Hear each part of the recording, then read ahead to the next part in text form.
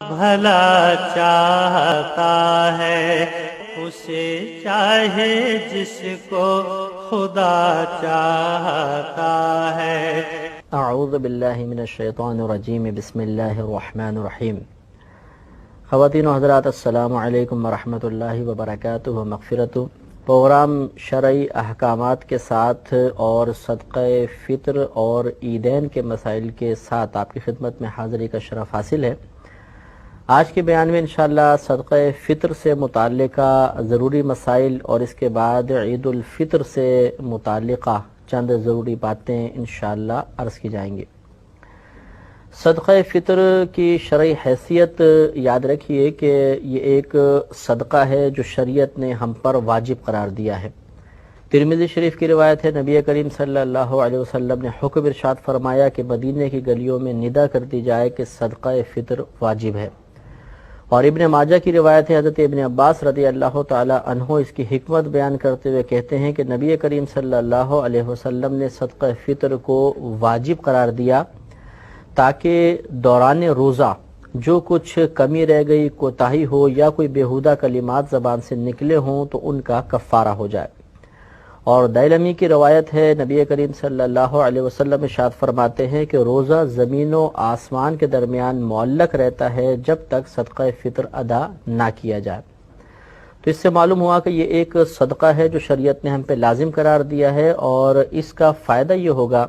کہ ہمارے روزوں کی ادائیگی میں جو کوئی کوتاہی رہ گئی، کمی رہ گئی، تو اللہ تبارک و تعالی اس صدقے کی برکت سے اس کوتاہی کو پورا فرما دے گا۔ اور اس کے علاوہ اگر کوئی بیہودہ کلمات نکل گئے ہوں تو ان کا کفارہ ہوگا۔ اور ایک روایت کے مطابق اس میں غریبوں کے لیے بھی فائدے ہیں، یعنی نبی کریم نے فرمایا غریبوں کے لیے خورش ہے۔ خورش مانے کہ ان کے کھانے کا سامان ہے۔ تو کیونکہ عید الفطر سے پہلے یہ صدقہ فطر ادا کرنا مستحب ہوتا ہے، تو اس کا فائدہ یہ ہے کہ پھر وہ جو غریب لوگ ہوں گے، فقیر ہوں گے، وہ صدقہ فطر لے کر عید کی خوشیوں میں شریک ہو سکتے ہیں۔ تو صدقہ فطر کا حکم ہمیں معلوم ہو گیا کہ صدقہ فطر واجب ہوتا ہے۔ اب اس کی ادائیگی کا وقت یاد رکھیں کہ پوری زندگی اس کی ادائیگی کا وقت ہے۔ یہ عوام کا غلط خیال ہے کہ صدقہ فطر عید الفطر سے پہلے ہی ادا ہو سکتا ہے۔ چنانچہ اگر دیر ہو گئی، کوئی تیزی کے ساتھ مسجد میں پہنچا، جماعت کھڑی ہو گئی تھی، وہ عید کی جماعت میں شامل ہو گیا، تو بعض اوقات وہ پریشان ہوتے ہیں کہ جی اب تو وقت نکل گیا، اب ہم کیسے ادا کریں؟ تو یاد رکھیں کہ اس کا مستحب وقت تو یہی ہے کہ عید کی نماز سے پہلے ادا کیا جائے، ورنہ اگر عید کی نماز سے پہلے ادا نہیں کر سکے ہیں تو بعد میں ادا کر سکتے ہیں، بلکہ کرنا ہوگا۔ اور اگر عید کی نماز سے پہلے یعنی کوئی رمضان میں صدقہ فطر ادا کرنا چاہے مثال کے طور پر، یعنی وقت آنے سے پہلے، تو وہ کر سکتا ہے، اور بعد میں اس کو ادا کرنے کی ضرورت نہیں ہوگی، اس کی شریعت نے اجازت دی ہے۔ یہ بھی یاد رکھیں کہ عید اس کی ادائیگی کب ہم پر واجب ہوگی۔ جس شخص نے عید کی فجر پالی، یعنی طلوع صبح صادق جس کو کہا جاتا ہے، جیسے سحری ختم ہوگی تو فجر کا وقت شروع ہوتا ہے، اسی کو طلوع صبح صادق کہا جاتا ہے۔ تو جس شخص کو یہ طلوع صبح صادق مل جاتی ہے اس کے اوپر صدقہ فطر لازم ہوتا ہے۔ لیکن اس کے ساتھ ساتھ ایک اور مسئلہ بھی ہے، وہ یہ ہے کہ صدقہ فطر اسی شخص کے اوپر واجب ہوگا جو مالک نصاب ہوگا۔ اور مالک نصاب کی تعریف آپ کو بتائی تھی کہ نصاب دراصل مال کی ایک مخصوص مقدار کو کہتے ہیں، جو سونے میں 7.5 تولہ سونا ہے، چاندی میں 52.5 تولہ چاندی، اگر روپیہ ہے تو اتنا کہ کم از کم اس سے آپ 52.5 تولہ چاندی خرید سکتے ہوں، یعنی تقریباً 9,500 10,000 روپے، یا آپ کے پاس اتنا مال تجارت ہے کہ جس کی مالیت 9,000 یا 10,000 تک پہنچتی ہو، یا آپ کے گھر میں ضروریات زندگی سے زیادہ اتنا سامان ہے کہ جس کی مالیت اس مقدار تک پہنچ جائے، تو ان لوگوں پر صدقہ فطر واجب ہوتا ہے۔ لیکن یہ وجوب کا معاملہ ہے، کہنے کا مطلب ہرگز یہ نہیں ہے کہ جس پر واجب نہیں ہے وہ ادا بھی نہیں کر سکتا۔ ادا تو کرنا ہی چاہیے، ہر شخص کو ادا کرنا چاہیے،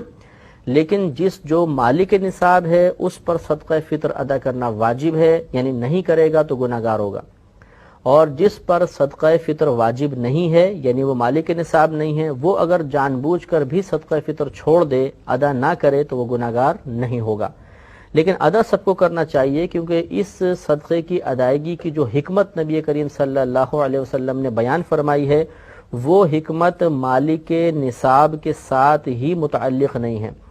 یعنی روزوں کی کمی کو پورا کرنا، تو جس پر واجب ہے وہ ادا کرے گا، اس کی بھی روزوں کی کمی پوری ہوگی، جس پہ صدقہ فطر واجب نہیں ہے وہ بھی ادا کرے گا، تو انشاءاللہ روزوں کی کمی پوری ہو جائے گی۔ یہ بھی یاد رکھیں کہ ہم نے زکوٰۃ کے معاملے میں عرض کیا تھا کہ مال نامی ہونا چاہیے، بڑھنے والا، یعنی سونا، چاندی، روپیہ، مال تجارت، لیکن اس مقام پر مال نامی ہونا شرط نہیں ہوتا، لہٰذا اگر کوئی گھر کا سامان ایسا ہے جو فالتو سامان ہے، ہماری ضروریات زندگی میں سے نہیں ہے، اور وہ کوئی روپیہ بھی نہیں ہے، سونا، چاندی، مال تجارت بھی نہیں ہے، تب بھی اس کی وجہ سے صدقہ فطر بن جائے گا۔ تو گویا کہ زکوٰۃ میں بڑھنے والا مال ہونا شرط ہوتا ہے، اور صدقہ فطر کے وجوب کے لیے بڑھنے والا مال ہونا ضروری نہیں ہوتا۔ اب سوال یہ پیدا ہوتا ہے کہ کس شخص کے اوپر کس کا صدقہ فطر واجب ہے؟ تو یاد رکھیں کہ ایک تو اگر کوئی مالک نصاب ہے تو اپنی طرف سے صدقہ فطر ادا کرے گا، اس کے علاوہ اس کے گھر میں جو اس کی کفالت میں نابالغ بچے ہیں ان کا صدقہ فطر اس شخص کے اوپر واجب ہوگا، بشرطے کہ مالک نصاب ہو تو ان کا بھی واجب ہوگا، جیسے چھوٹے بچے ہوتے ہیں اور نابالغ ہیں، اور اگر بالغ بیٹا بیٹی ہیں یا زوجہ ہیں یا ماں باپ ہیں تو ان کا صدقہ فطر اس شخص کے اوپر واجب نہیں ہے۔ اس سے معلوم ہوا کہ اگر شوہر انکار کر دے کہ میں زوجہ کا صدقہ فطر ادا نہیں کرتا، تو زوجہ اگر مالک نصاب ہیں تو انہیں خود اپنا صدقہ فطر ادا کرنا واجب ہے۔ لیکن ہمارے یہاں عموماً رواج یہی ہو گیا ہے کہ گھر کا سرپرست وہ سب کا حساب کرتا ہے، کتنے افراد ہیں، اور پھر کل کی رقم ادا کر دی جاتی ہے، تو یہ بھی طریقہ صحیح ہے، لیکن ہم بات کر رہے ہیں کہ کس پر واجب ہے اور کس کا واجب ہے۔ لہذا واجب تو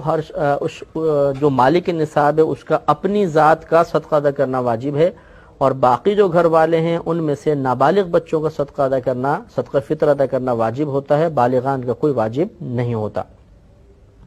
اسی طریقے سے اگر مجنون اولاد ہیں، پاگل ہیں، اب چاہے وہ بالغ ہو نابالغ، اس میں باپ کے لیے حکم یہ ہوتا ہے کہ وہی ان کا صدقہ فطر ادا کرے گا۔ اگر بالفرض کسی کا والد فوت ہو گئے ہیں تو پھر دادا والد کے قائم مقام ہوتا ہے، اور دادا اپنے پوتوں کی طرف سے یا نابالغ بچوں کی طرف سے صدقہ فطر کو ادا کرے گا۔ لیکن بالفرض اگر شوہر کا انتقال ہو جائے اور ماں موجود ہے، یہ بیوہ عورت ہے، اس کے چھوٹے بچے ہیں، تو بیوہ عورت پر اپنے بچوں کا صدقہ فطر واجب نہیں ہوتا ہے، کیونکہ نان نفقہ باپ پہ واجب تھا تو باپ کو ہی صدقہ فطر کی ادائیگی لازم تھی، ماں پر صدقہ فطر واجب نہیں ہوتا ہے۔ ہاں ادا کرے گی تو انشاءاللہ ادا ہوگا اور اس کو ثواب بھی ملے گا، لیکن ماں پر واجب نہیں ہے۔ اب اس کے چند مسائل مزید سماعت فرما لیں۔ ایک بات تو یہ کہ صدقہ فطر کی ادائیگی کے لیے روزہ رکھنا شرط نہیں ہوتا، لہذا مثال کے طور پہ اگر کوئی پورے مہینے روزہ نہ رکھ سکا بیماری کی وجہ سے، کسی وجہ سے، اور ہے وہ مالک نصاب، تب بھی اسے صدقہ فطر ادا کرنا واجب ہے۔ لہذا اب وہ صدقہ فطر کی حکمت کو سامنے رکھ کر یہ نہیں کہہ سکتا کہ جی میں نے تو روزے رکھے ہی نہیں، جب روزے نہیں رکھے تو اس میں کمی کا کیا سوال، جب کمی ہی نہیں ہوئی تو میں اس کمی کو پورا کرنے کے لیے صدقہ فطر کیوں دوں، تو یہ یہاں پر معاملہ نہیں چلے گا۔ وہ ایک نبی کریم نے فائدہ ضرور بیان فرمایا ہے، لیکن اس فائدے کا حاصل ہونا کو ضروری نہیں ہے، وہ فائدہ حاصل نہ بھی ہو تو صدقہ فطر اس شخص پہ مالک نصاب پر لازم ہے۔ تو روزے رکھنا شرط نہیں ہے، اگر روزے نہیں بھی رکھے تب بھی صدقہ فطر ادا کرنا ہوگا۔ ایک مسئلہ یہ بھی یاد رکھیں کہ اگر جیسے ہم نے زکوٰۃ کے اندر بتایا تھا کہ پورا سال گزر گیا، زکوٰۃ لازم ہو گئی، لیکن سال گزرنے کے بعد تمام مال ہلاک ہو گیا تو زکوٰۃ ساقط ہو جاتی ہے، معاف ہو جاتی ہے، لیکن صدقہ فطر میں ایسا نہیں ہوتا۔ جس نے عید کے دن کی صبح صادق پائی، اس کے بعد اگرچہ اس کا مال ہلاک ہو گیا، اس پر صدقہ فطر لازم ہے، ابھی ادا کرے ٹھیک، ورنہ پوری زندگی میں جب کبھی موقع ملے اس کو ادا کر سکتا ہے۔ اب صدقہ فطر کی مقدار یاد رکھیے کہ آپ گھر میں جو بھی آٹا کھاتے ہیں اس کے 2 کلو 50 گرام آٹے کی قیمت یہ صدقہ فطر کی مقدار ہے۔ یا تو آپ 2 کلو 50 گرام آٹا تول کر وہ کسی فقیر کو دے دیں تب بھی ٹھیک ہے، یا اس کی قیمت کا حساب کر لیں۔ مثال کے طور پر آپ 10 روپے کلو والا آٹا کھاتے ہیں تو تقریباً 25 روپے بن جائیں گے، یا احتیاطاً آپ تھوڑا سا بڑھا کر 30 روپے آپ ادا کر دیں تو انشاءاللہ آپ کا صدقہ فطر ادا ہو جائے گا۔ یہ بعض اوقات ایک فکس ریٹ اخبار میں دے دیا جاتا ہے کہ اس سال گورنمنٹ نے صدقہ فطر کی مقدار 30 روپے مقرر کی ہے، تو یہ حقیقتاً مطلب یہ کہ یہ کوئی شرعی طریقہ نہیں ہوتا۔ بہرحال اگر احتیاط کے ساتھ نکالا جائے تو اس میں حرج بھی نہیں ہے، لیکن آپ کو ضرور دیکھنا ہوگا۔ مثال کے طور پہ آپ گھر میں آٹا کھاتے ہیں 20 روپے کلو والا، اب اس کے 2 کلو 50 گرام آٹے کی قیمت تقریباً 45 روپے بنے گی، اور گورنمنٹ نے یہ کہہ دیا کہ 30 روپے اس دفعہ صدقہ فطر کی مقدار ہے، تو لازم بات ہے کہ آپ کا صدقہ فطر ادا نہیں ہوا۔ اس لیے یہ ضرور آپ ایک دفعہ مزید غور کر لیں کہ کیا جو 30 روپے یا 25 روپے اخبار میں ریٹ لکھے ہیں، میرے گھر میں کھایا جانے والا آٹا اور اس کی 2 کلو 50 گرام کی مقدار اس کے تحت آتی ہے یا نہیں۔ اگر آتی ہے تو صدقہ فطر ادا ہوگا، ورنہ نہیں ہوگا۔ یہ ضرور آپ اچھی طرح ذہن میں رکھیں۔ آخر میں اس کے مصارف کے صدقہ فطر آپ کس مقام پہ ادا کر سکتے ہیں اور کہاں پر نہیں، تو یاد رکھیے کہ جہاں پر زکوٰۃ دی جا سکتی ہے وہیں پر صدقہ فطر بھی دے سکتے ہیں، جہاں پر زکوٰۃ نہیں دے سکتے وہاں صدقہ فطر بھی ادا نہیں کر سکتے۔ لہٰذا اپنے رشتہ داروں میں اگر دینا چاہیں تو پہلے غور کر لیجئے گا کہ وہ آپ کی ماں باپ، دادا دادی، نانا نانی نہ ہوں،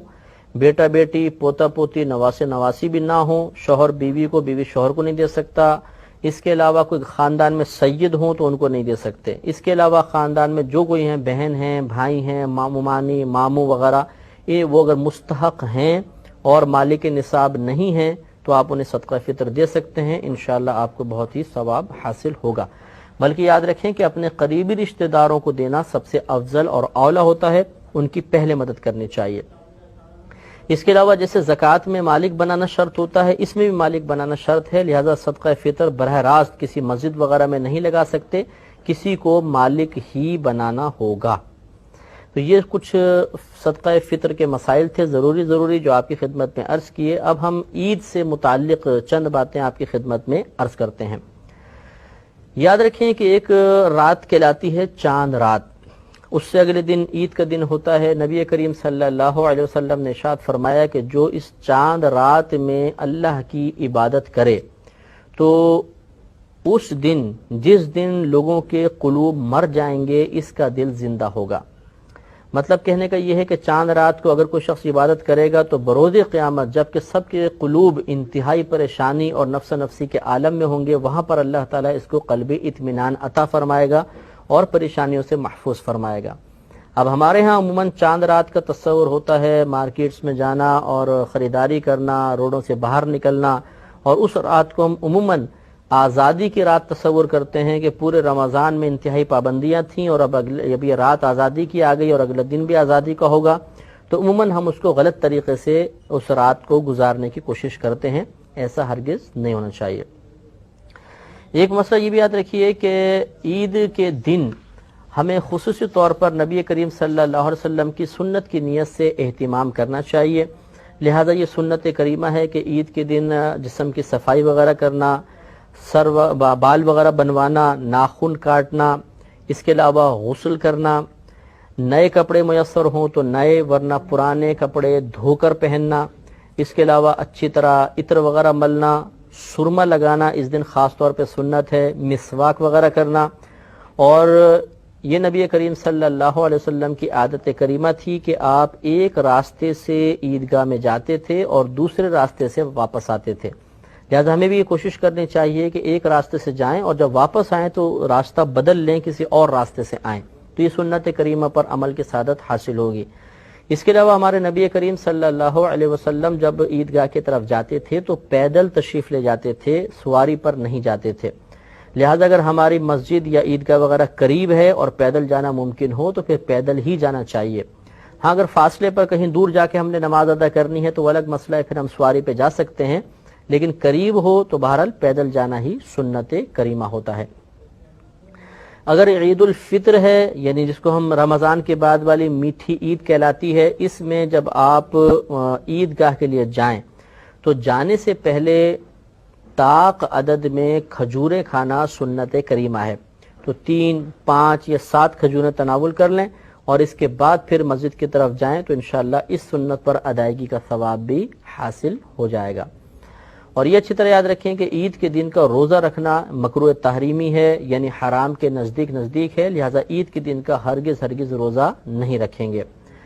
عید کی نماز ادا کرنا یہ واجب ہوتا ہے، اور 2 رکعت نماز ہوتی ہیں۔ اس کا طریقہ انشاءاللہ میں آپ کو عرض کرتا ہوں۔ عید کی نماز کے بعد آپس میں مبارکباد دینا، گلے ملنا، یہ مستحبات ہیں اور مسلمانوں میں رائج ہیں، اس میں شرعاً کوئی حرج نہیں ہوتا ہے۔ ایک مسئلہ یہ بھی یاد رکھیں کہ عید کی نماز آپ ادا کرنا چاہیں تو کوشش کریں کہ پہلے جلدی جانے کی کوشش کریں۔ ہمارے یہاں ایسا ہوتا ہے کہ ایک تو ہم سو کر بہت دیر سے اٹھتے ہیں، پھر جلدی غسل کرتے ہیں، اور وہاں پر جب خطیب صاحب دیکھتے ہیں کہ وہ مائک کی کھڑ کھڑ کی آواز سنائی دیتی ہے تو پھر ہم اسپیڈ کے ساتھ بھاگ کے پہنچتے ہیں اور سب سے آخر میں مصلی بچھا کے نماز ادا کرتے ہیں، اور راہ فرار اختیار کرنے میں سب سے پہلے ہم ہوتے ہیں، کیونکہ سب سے پیچھے ہوتے ہیں تو سب سے پہلے نکل جاتے ہیں۔ تو ہمیں کوشش کرنی چاہیے کہ عید کے دن آگے سے آگے رہیں اور پہلی صفوں میں نماز ادا کرنے کی کوشش کریں کہ مجمع جتنا بڑا ہوتا ہے اللہ کی رحمتیں اتنی زیادہ نازل ہوتی ہیں، اور اگلی صفوف پر خاص طور پر رحمتیں نازل ہوتی ہیں، لہٰذا اس دن میں سستی نہیں کرنی چاہیے۔ ایک مسئلہ اچھی طرح یہ بھی یاد رکھیں کہ جب تک عید کی نماز نہ ہو جائے، مرد اور عورت دونوں کے لیے ہر قسم کے نفل منع ہوتے ہیں، نہ گھر پہ پڑھ سکتے ہیں نہ عیدگاہ میں پڑھ سکتے ہیں، لہذا خواتین گھر میں نہ پڑھیں، مرد بھی نہ پڑھیں۔ پھر اگر مرد مسجد میں آئیں تو تحیۃ المسجد وغیرہ بالکل ادا نہ کریں، تحیۃ الوضو نہ پڑھیں، بلکہ پہلے عید کی نماز ادا کریں۔ یہ چنانچہ اس دن چاش اشراق وغیرہ نہیں پڑھیں گے،